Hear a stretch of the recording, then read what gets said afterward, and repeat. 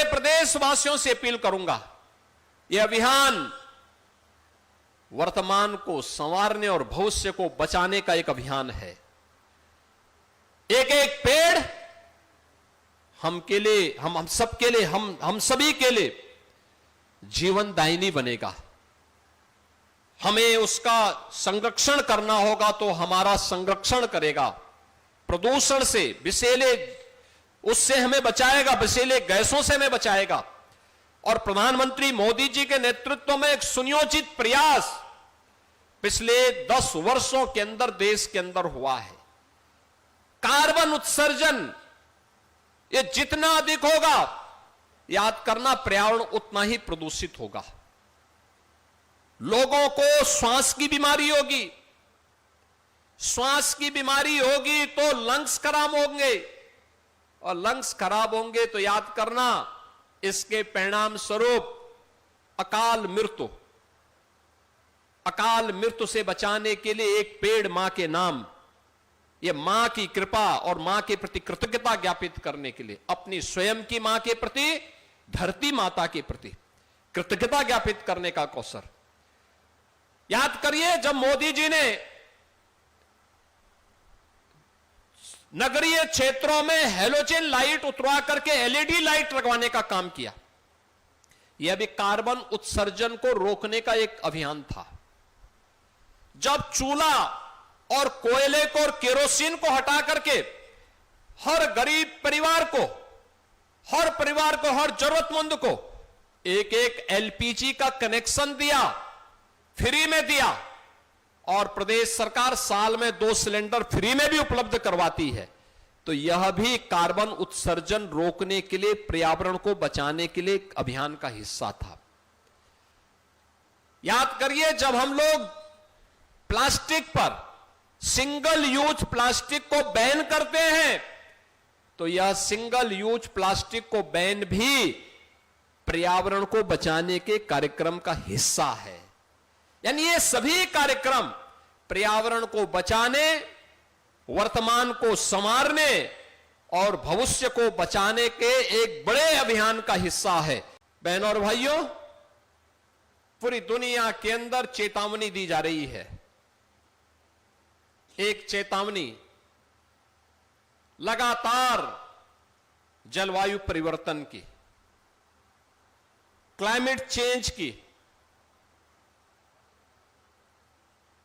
अतिवृष्टि का, कहीं अनावृष्टि का, आकाशीय बिजली के कारण होने वाली, गिरने वाली आकाशीय बिजली के कारण होने वाली मौतों का, बादल फटने का, ये सभी आज प्राकृतिक आपदाओं का सामना केवल हमें ही नहीं, पूरी दुनिया को करना पड़ रहा है। मैं कल अमेरिका की एक न्यूज को सुन रहा था। उनके टेक्सास सिटी में सैकड़ों बच्चे एक कैंप में गए थे। अचानक उस नदी पे पानी आया और उनकी कारें बह गईं। सैकड़ों बच्चे अभी तक गायब हैं। यह अनियोजित और अवैज्ञानिक विकास की उस दुरभिसंधि का परिणाम है जो हमने पर्यावरण की कीमत पर किया है। ऐसा नहीं कि विकास के साथ साथ पर्यावरण की रक्षा न की जा सकती हो। आज तकनीक काफी विकसित हो चुकी है और उसका बेहतर उपयोग करते हुए एक नियोजित और वैज्ञानिक प्रयास के माध्यम से हम पर्यावरण की रक्षा भी कर सकते हैं, धरती माता के सेहत की रक्षा भी कर सकते हैं और मानवता के उज्जवल भविष्य का मार्ग भी विकास के माध्यम से प्रशस्त कर सकते हैं। दोनों में संतुलन बना करके जब हम चलेंगे तो उसके परिणाम सामने आएंगे। और आज से 8 वर्ष पहले इसी भाव के साथ हम लोगों ने उत्तर प्रदेश में वृक्षारोपण महाअभियान के इस कार्यक्रम का शुभारंभ किया था। 8 वर्ष पहले जब हमने इस कार्यक्रम का शुभारंभ किया, वन विभाग के पास पहले वर्ष वृक्षारोपण करने के लिए पर्याप्त मात्रा में पौध नहीं थी। उनके पास मात्र 5 करोड़ पौध बामुश्किल से थी। और मुझे बताते हुए प्रसन्नता है कि जब एक सुनिश्चित प्रयास हुए हैं वन विभाग के द्वारा, मनरेगा के माध्यम से, निजी क्षेत्र की नर्सरियों के माध्यम से, अलग अलग विभागों के समन्वय से इस वर्ष हमारे पास 52 करोड़ पौध है। 52 करोड़ पौध जिसका रोपण हम लोग प्रदेश भर में करने जा रहे हैं। ये उस कर्मिक विकास की प्रक्रिया को बताता है कि कैसे 8 वर्ष में 10 गुना से अधिक लक्ष्य को प्राप्त किया जा सकता है। ये वह क्रम है जो आज नए भारत के नए उत्तर प्रदेश में हर एक क्षेत्र में देखने को मिल रहा है। और उसी अभियान के साथ आज आपको जोड़ने के लिए हम लोग आए हैं।